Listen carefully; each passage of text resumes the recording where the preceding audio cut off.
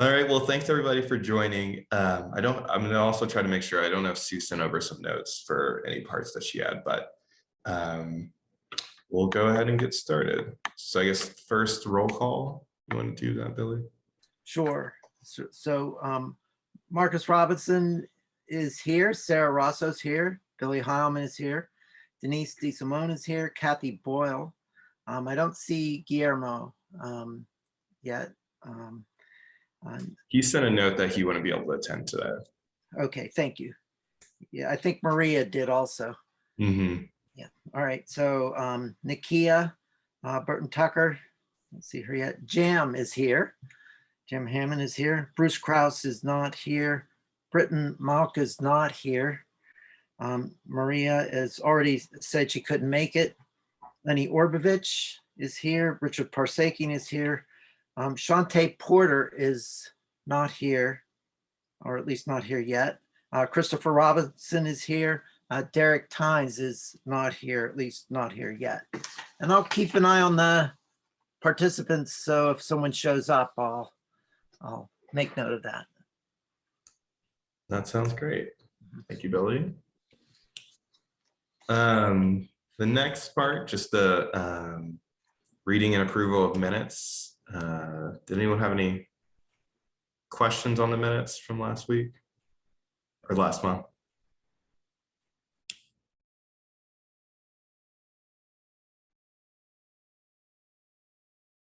Okay, if not, is there a motion? I move to approve. Thank you, Richard. A second? Second. All right, all those in favor? Aye. Aye. Aye. Any objections?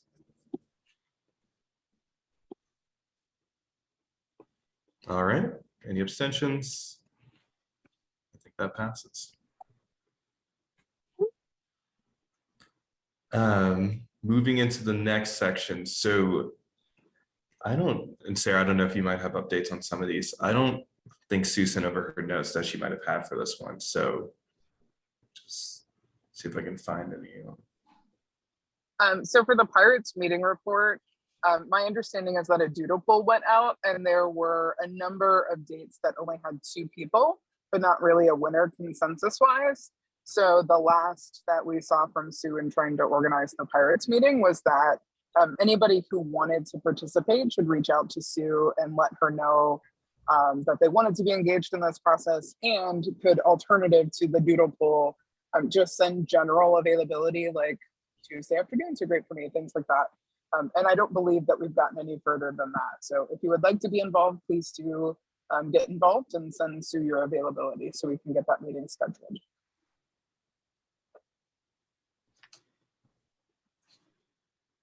And then Marcus, did you have any updates about the movement?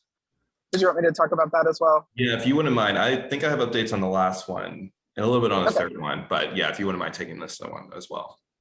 Yeah, absolutely. So in terms of the Protect Trans Kids movement, I don't know that there's many updates there. In fact, I can't be super helpful with this, but I know that that is Sue's Pittsburgh LGBTQ charities. To my knowledge, we haven't gotten any additional requests for support. I do know that there was some effort behind the scenes to try to get youth involved in some policy advocacy, but I don't know that that ever came to fruition. Lenny may also be able to speak a little bit to that. I know that there were some emails going back and forth with Devin Brown from Pittsburgh Public Schools to, again, bring youth voice into the conversation, to try to make sure that we're focusing on that. But I do think another thing that's important, it's not necessarily in alignment with Sue's bullet note here, but I think just uplifting that Governor Wolf signed the executive order on Tuesday, protecting trans youth from conversion therapy and all LGBTQ youth for that matter. That's something that went into effect. It's not as broad as the coverage that was passed in Allegheny County, but it is at least a step forward for the state to have the executive order in place. Sarah, those are the kinds of announcements that I know the commission should make a statement on, even if it's statewide and not just Allegheny County. Sure. As Sarah Richard, was mentioned, that? sorry. I'm so sorry, Lenny. No, I go would ahead. just say, Richard, are you volunteering to write a statement or take a pass at one? I am not the best with writing. That could be maybe something that Sue could put together or somebody else, but this is the kind of short announcement that needs to be put on our website, Facebook, once we know what's going on with that. Yeah, absolutely. I do know that this particular executive order came about very quickly. The Trevor Project has been working behind the scenes in Pennsylvania to push for this to happen.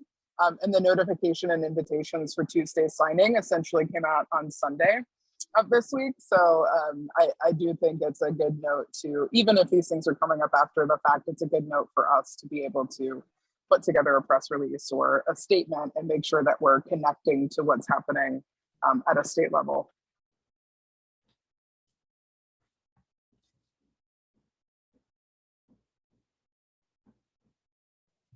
So I do have some updates about the Protect Trans Kids movement stuff. First of all, the second hearing was held for the family that got this whole ball rolling.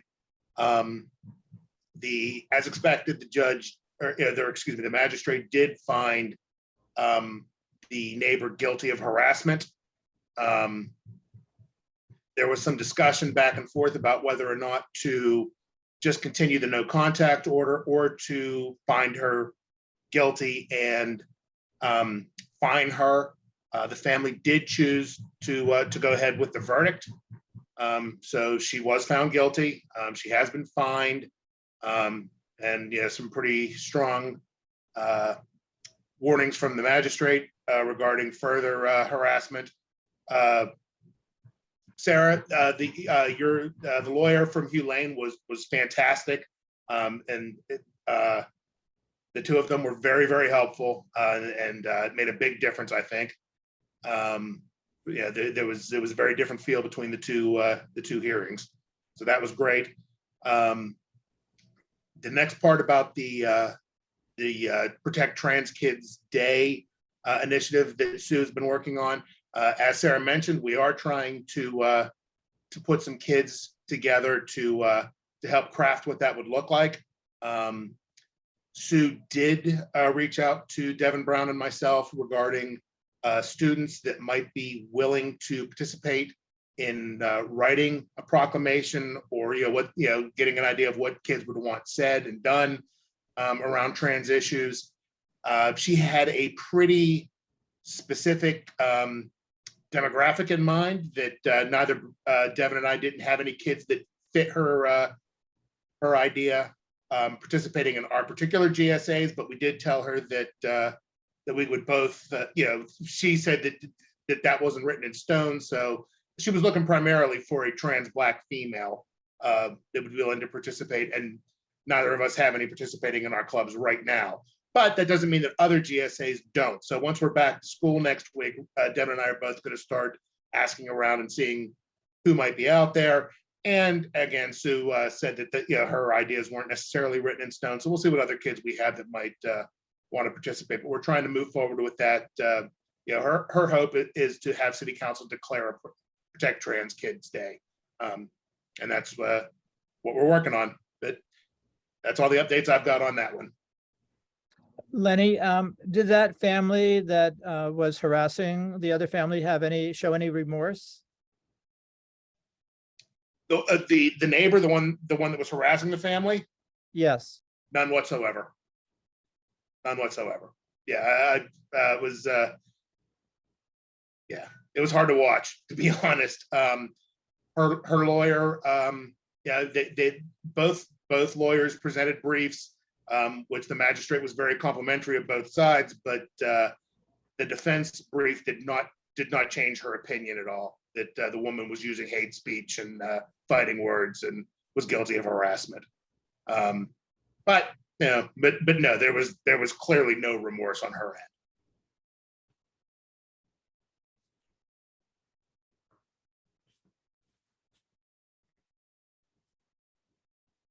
Thank you both for sharing. Any other follow-up questions or comments on that? Well, what I'd like to do is make a motion to attach the whatever notification Governor Wolf made regarding his order, attach it to our meeting minutes. Then it would be part of our record. And also when our website has the list of meeting minutes, it'll be there too. It could be in other places, but it will at least be memorialized in our official record. So the motion is to attach the Wolf order to our meeting minutes. There's a second we can. I will second that. Yeah. I will second that, Billy. Okay. All right, all those in favor? Aye. Aye. Aye. Any objections? Abstentions? All right. Thank you for that motion, Billy. Any other questions or comments for Lenny or Sarah before moving on to the next part? No, I'm good, Marcus. Go ahead. All right, so the next part, I'll do the first, the co-chair part. So the mayor's deputy chief of staff, Felicity Williams, reached out to Sarah, myself, and Sue to set up a meeting to talk about, I believe, just staffing. It was the correspondence was pretty general, but just talk about staffing for the commission. We were not able to get that scheduled, but they're going to circle back with some times. But one of the pieces of information that they shared was they're going to set up a meeting with the larger commission to talk generally with the mayor about any issues or just kind of our general interests and all those things with the commission. So they didn't share a timeline for when they expect that all to come up. I know we're still waiting to get the smaller group one scheduled. So as soon as I have more information on that, I can share. But hopefully that'll be coming within the next few months.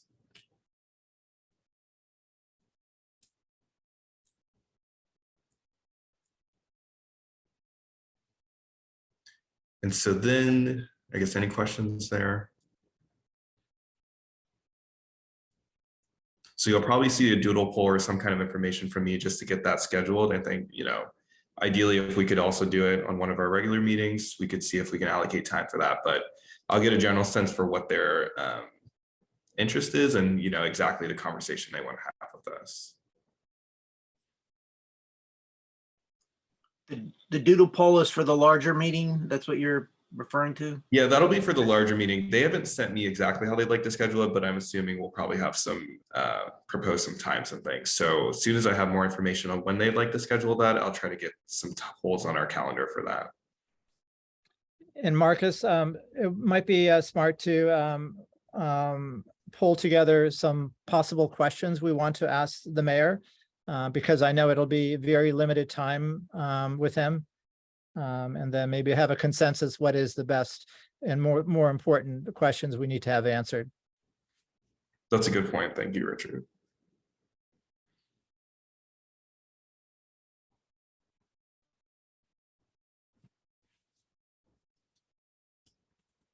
Any other questions on that? And in terms of the staffing piece, I'm not entirely certain what the deputy chief of staff exactly wants to talk about that. My guess is in terms of from the mayor's office, who'd be our representative for the commission. But as soon as I have more information on that, I'll pass that along as well. Are you referring to number 3 on our agenda? I actually skipped to 4. I went out of order with it. Okay, when you said staffing, that's why I just wanted to be clear. Thank you. Yeah. So then, in terms of that one too, I don't have a full update on that. I think Maria was going to have some more information there about this vacant LGBTQ liaison. I know Sue had brought up before that, this position has been vacant at the police department for a bit. But I think Maria was going to kind of connect us to that as well.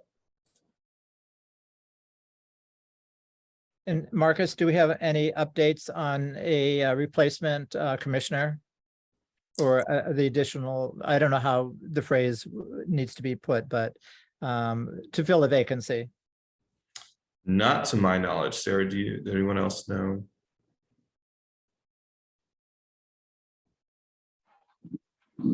I have not received an update on filling that position in a while, but I do know that I believe some folks had submitted recommendations, and my understanding is that Maria had given us an update. I think Billy might be helpful here as well.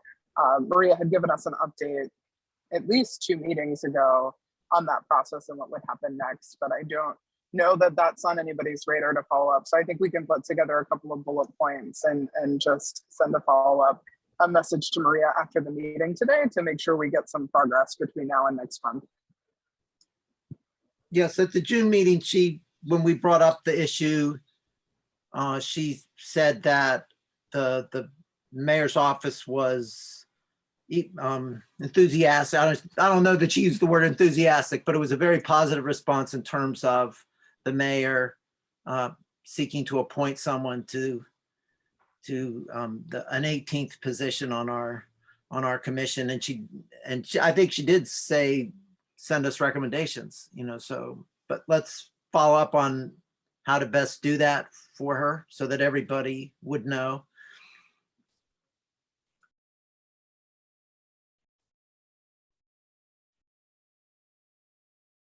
So I'll put that on my list to follow up with her after this meeting.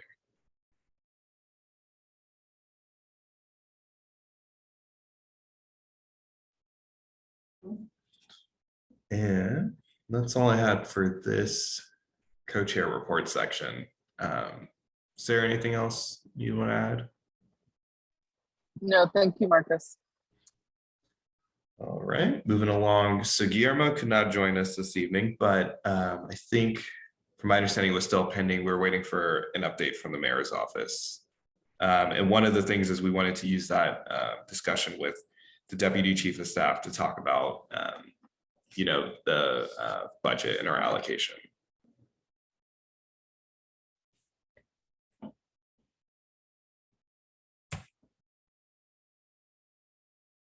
And so the next one, the outreach coordinators report. So Denise, I can take this for one last time. I know we have a meeting next week to discuss. So the memorandum, so that's been issued. So from city law, but the biggest update is that we do have our webpage up and running on the city website. So I'll send that link out after this meeting. But Billy, we can take some time to probably just go through and map to add our meeting minutes and agenda to the website. So we can have all that there, as well as linking to the past meetings through the YouTube links.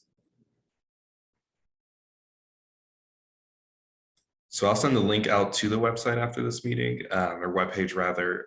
You can also find it if you go to the city website and then go to the boards, authorities, and commissions section, and then you'll see LGBTQIA plus commission on there. So it's, we're not locked into anything on there. So also, as you think of things that could be helpful to have on it, we can definitely add to it. The one thing is the bios and headshots, there's still a few just to follow up with. So once we get that, that'll all be up on there. But that'll be nice if we can, and it has our commission email. So if people want to reach out to us, they can contact us through there.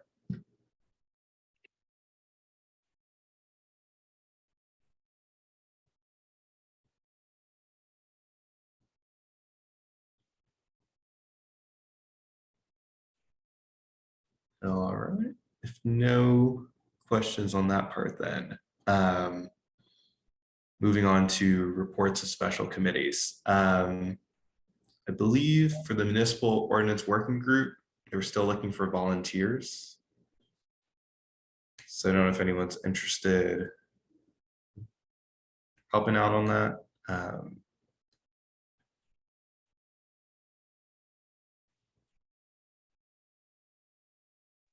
Marcus, can you explain what that is?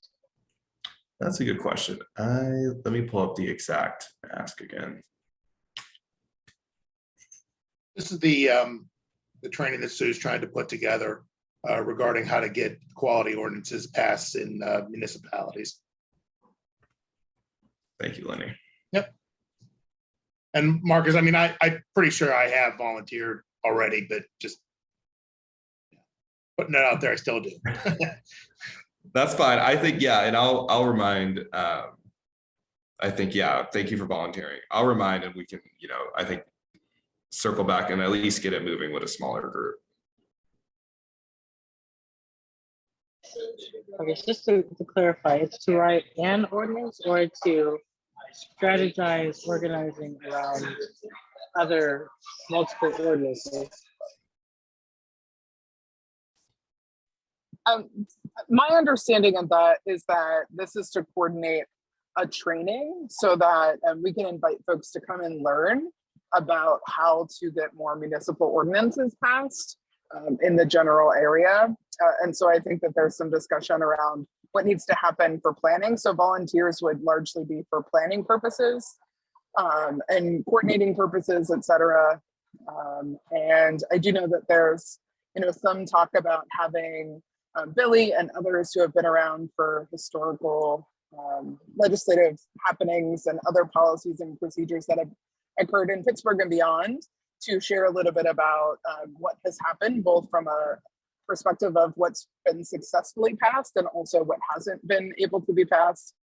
But I do believe that there was some hope that the Pennsylvania Youth Congress would come and facilitate that particular municipal ordinance training so that folks can learn and take that information back to their townships, et cetera, to get more equity legislation passed. Thank you.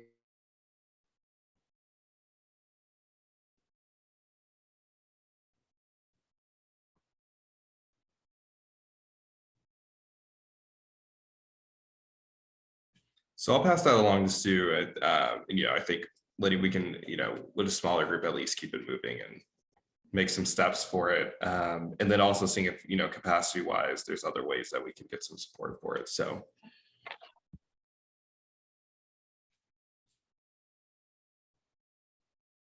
Any other questions on that?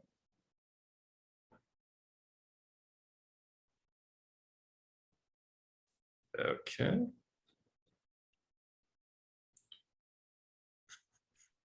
Moving along, in terms of the plumbing code issue, I do not have any updates on that. And then for new business, I don't know if there's anything anybody wanted to bring up. Marcus, I don't know if this falls under, I'm sorry, was that Sarah? No, Richard, go. Okay, I don't know if this falls under this, but I think we need to make a statement about the monkeypox vaccination information. And I know this would be something that Hugh Lane obviously would be very supportive of, and I know they're working on this, but if people are coming, they're asking like, where and what is this all about and how is it affecting our community? I think we need to have some clear statement from the commission about it. Does that make any sense? No, it does. Yeah. Lived through the AIDS crisis, it's a I can't say that word. Being stigmatized is a big issue in our community, and we don't want this to be a repeat of that. And it's a discussion that has a lot of history, and Billy, of course, knows all about this too.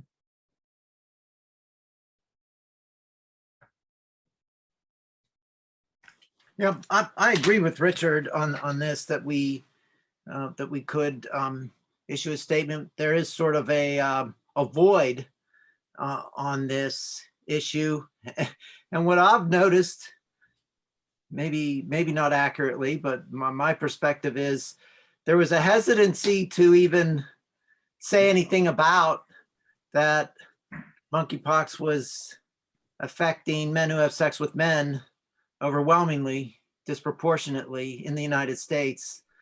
And I think there was some apprehension by some folks to not do that, including in public health, to not do that because of the apprehension about seeming like they would be kickstarting the same type of stigmatization that Richard is talking about, that happened, even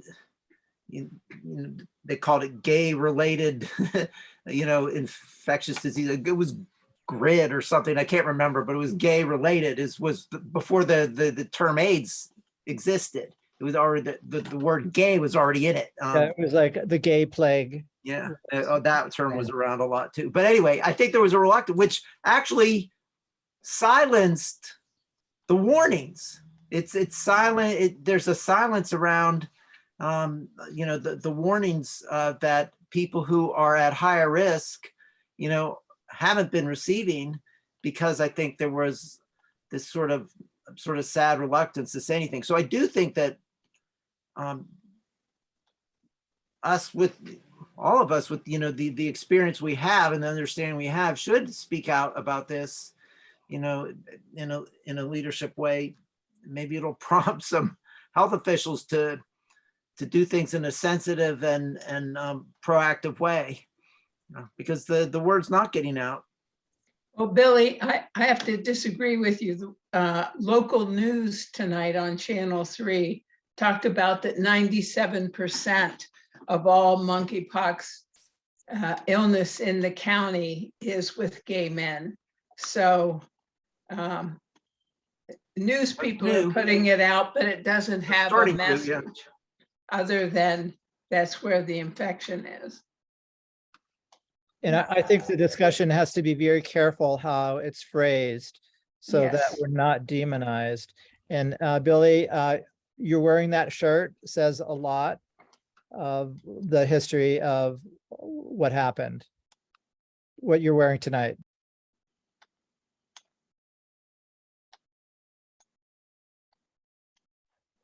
Would it be helpful if I shared a little bit of information about a recent meeting with Dr. Denise Johnson? Like, would folks find that information helpful?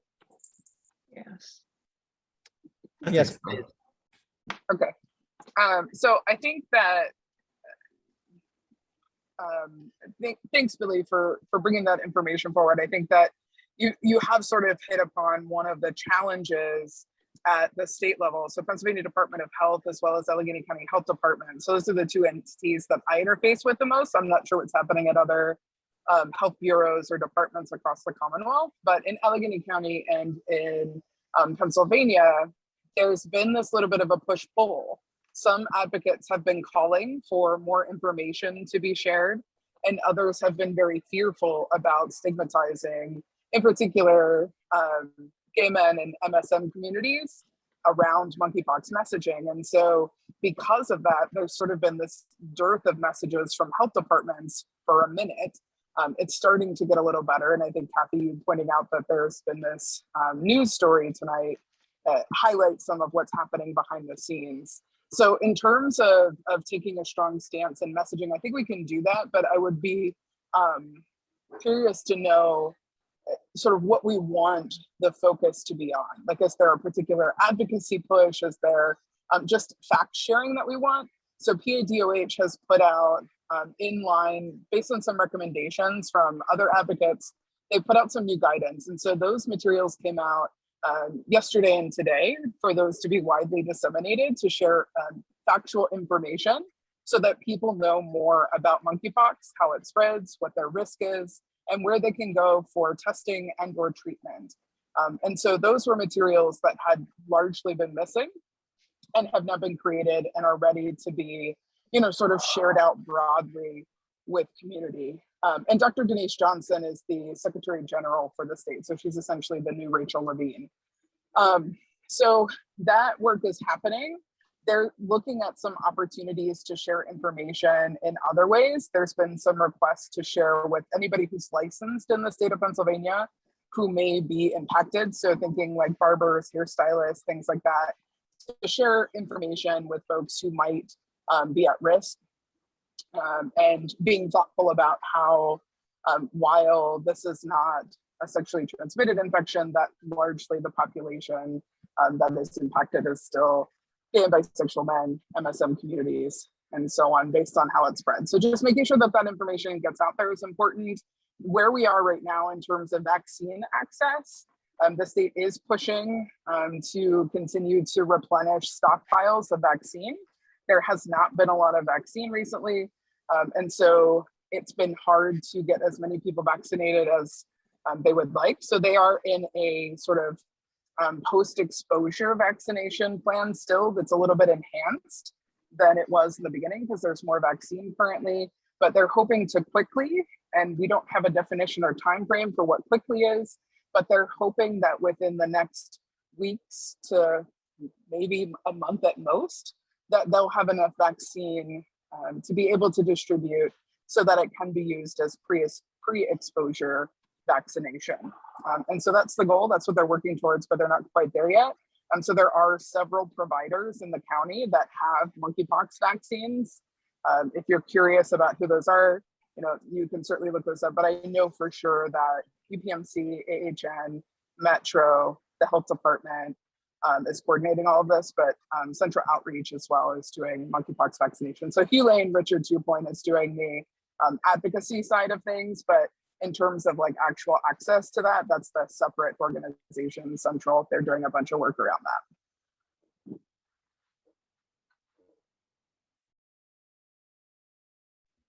Thank you, Sarah. That was very well thought out, and I'm happy that it sounds like they're trying their best, but I'm always hesitant knowing the history of where we came from and being ignored in our community. Absolutely, and I hope that whatever I just shared wasn't me saying that like, I think they've done a great job, because I certainly don't. But I do want to at least share the information that's been passed along to all of us as we're going through this process. I think that they had a lot of room in the beginning to help quell some of the fears and some of the misinformation that's been out there, but here we are.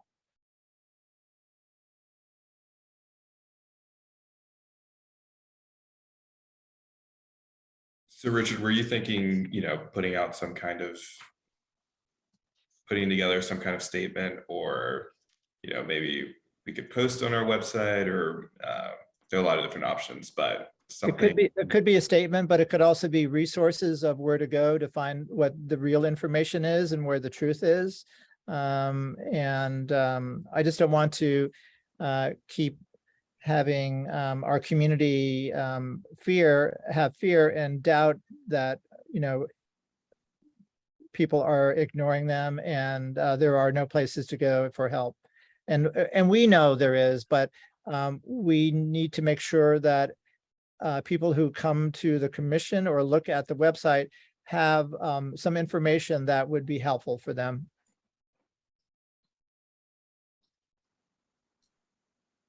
I don't know if it needs to be a statement, but I think having links to resources is very important.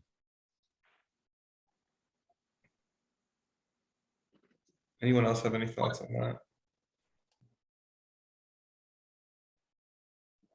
I can share as a follow-up. I can share all of the resources that have been created both by PADOH and Johns Hopkins, and share this with the group. And if any of those seem like something we'd want to post, Marcus, Denise, others who are able to work on the website and social, and anyone else for that matter, I can make sure that you have access to those resources.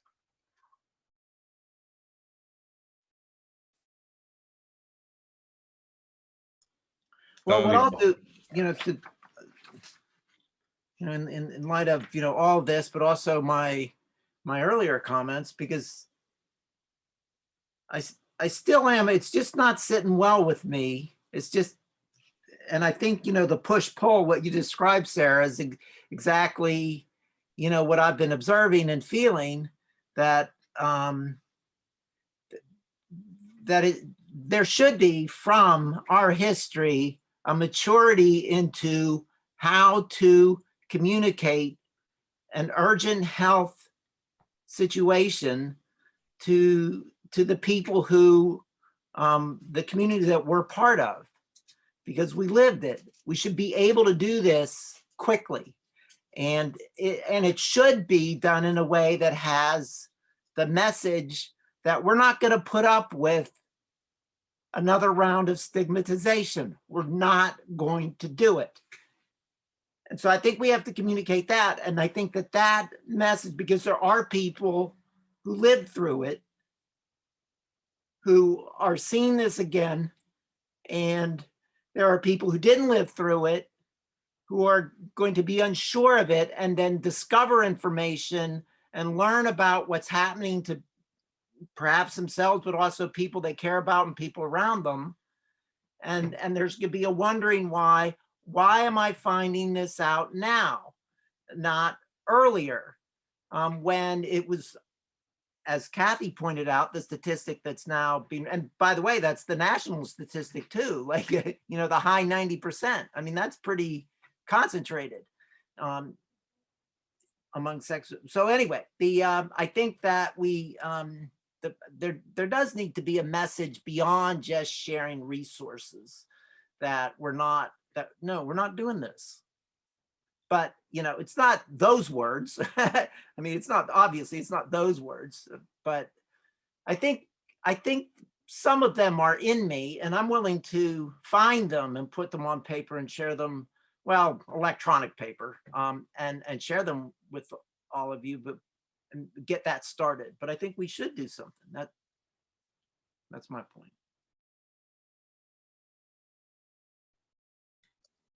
Billy, I also have concerns. I have heard that there are, excuse me, men who lives through the trauma of the AIDS plague and are being triggered and re-experiencing a lot of the same trauma. So I think it's important that we put some behavioral health resources out there too, with people that we know can be supportive of someone who's experiencing that. So that's something I would recommend.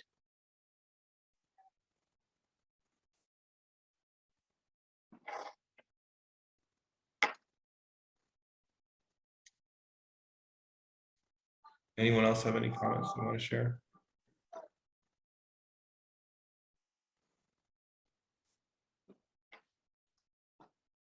So I think what we can do then is, Sarah, if you want to share those resources, then Denise, we can talk a little bit about where it may make the most sense to share it. I think, you know, Facebook page is an obvious landing point. Yeah. And then, Billy, to your point, I think it sounds like if maybe you're willing to take the first stab at drafting something, you know, it seems like we have a good group who'd be willing to help review. So if that sounds good to you, then I think, you know, we can work on that statement. Okay. Any other things for new business that people want to introduce?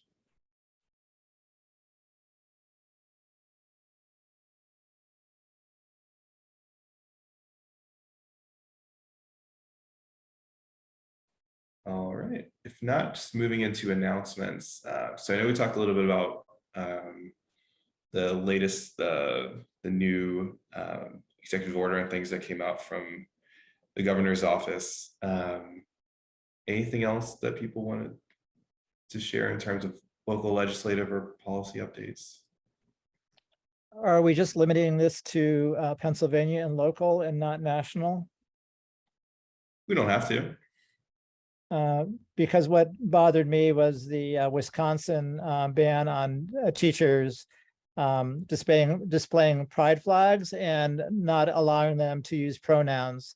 It's another move by legislators in that state to erase us from schools.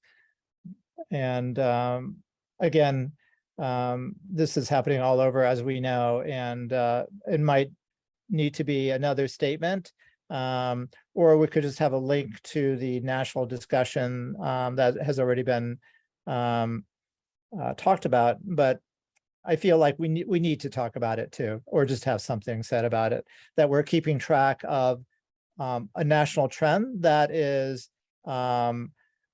that could possibly happen here, which is actually already has, because of our state legislature and Senate being controlled by people who do not want us to have our freedoms and rights. Discussion?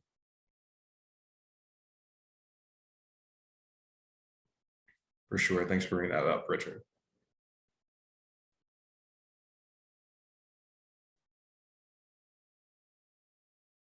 I just see our commission as being a sort of vessel that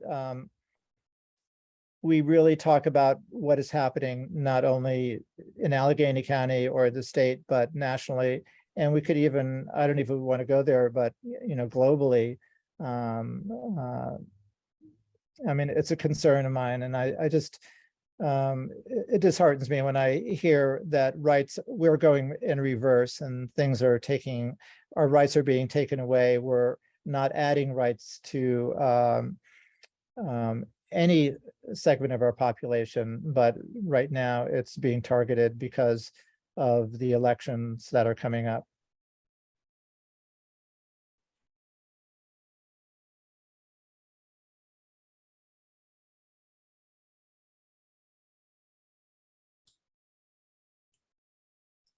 Well, while we're on announcements, so going in the other direction to put a smile on your face, the Pittsburgh Federation of Teachers, and Lenny knows about this because he gets an advanced copy on the things that I initiate. The Pittsburgh Federation of Teachers, Local 400, wrote a resolution on trans kids and sports. Let them play is the short title, and it of course condemned the House and Senate bills that passed in Pennsylvania as well as others around the country. But I reworked it to be a national statement and introduced it at the AFT convention in July. And it was the only resolution that was LGBTQIA focused that made it to the convention floor from all the locals that, many locals. I mean, there's 1.7 million people in the American Federation of Teachers members, and there's more than 3,000 delegates to our national convention. Pittsburgh sent 2 resolutions. Both of them made it to the floor and were adopted. The trans youth resolution was adopted by the American Federation of Teachers and is the policy of our national union. I'll send it around so that you can see it. But I just announcing that there's things that are being done, but there's also things we're also fighting back, as of course you all know.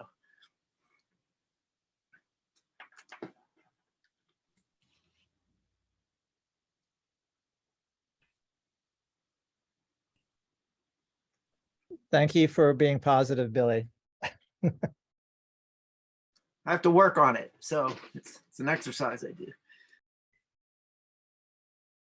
Any other announcements people want to share?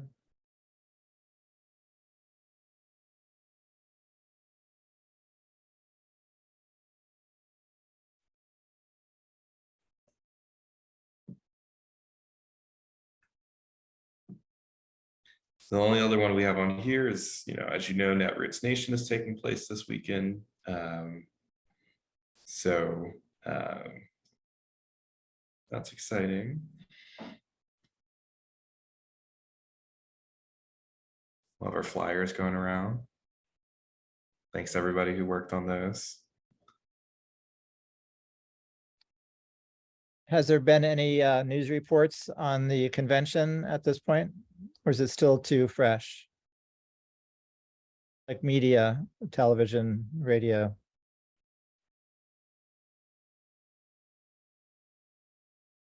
I haven't seen anything yet, but others may have.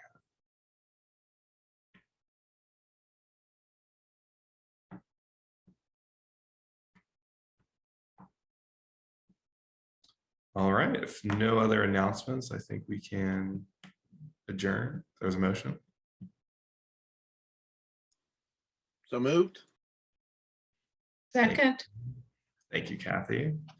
Thanks, everybody. I don't know if we had to do an actual vote. But thanks, everybody. Have a good evening. And then I'll send out a couple of this. You'll see an email probably from me tomorrow morning with a couple pieces of information, but I have to talk to everybody soon.